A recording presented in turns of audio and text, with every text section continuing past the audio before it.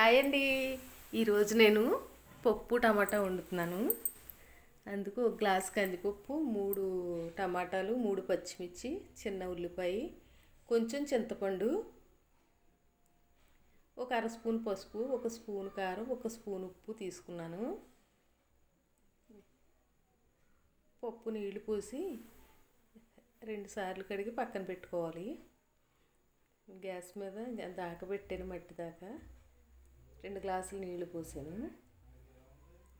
నీళ్లు మరిగాక మనం శుభ్రంగా కడుక్కున్న పప్పు వేసుకోవాలి.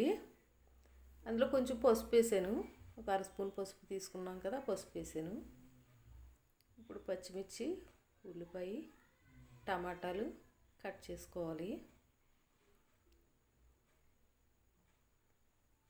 కట్ చేసి పక్కన పెట్టుకున్నాను. పప్పు ఉడుకుతుంది, అందులో వేసేసాను.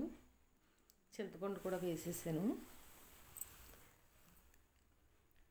వేసి చిన్న మంట మీద ఉడకనివ్వాలి. ఉడికిపోయిందండి.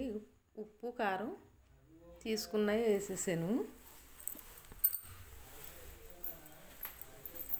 తాలింపు కోసం ఎండుమిర్చి, 10 వెల్లుల్లి రేఖలు, 1 స్పూను జీలకర్ర, 1 స్పూన్ ఆవాలు తీసుకున్నాను.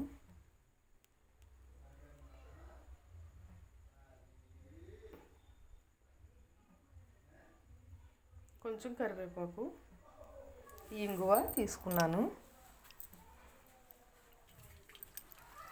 2 స్పూన్ల ఆయిల్, కొంచెం నెయ్యి వేసాను. వెల్లుల్లిపాయలు వేగుతున్నాయి. వేగాక తీసుకున్న తాలింపులు వేసుకున్నాను. ఇప్పుడు కరివేపాకు వేసాను. ఇంగు కూడా వేసుకోవాలి. అదిగోండి, ఇంగు వేసాను. తాలింపు వేగిపోయింది. మనం తీసుకున్న పప్పు వేసేసాను.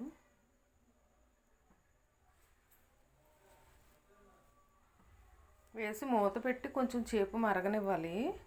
పప్పు తాలింపు వేసాక ఒక 2 నిమిషాలు ఉడికితే చాలా టేస్ట్గా ఉంటుంది, స్మెల్ కూడా బాగుంటుంది.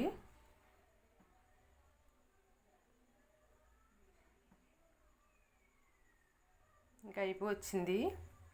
గ్యాస్ కట్టేసాను.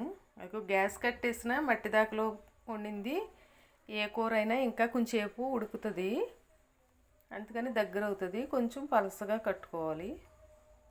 అయిపోయిందండి పప్పు.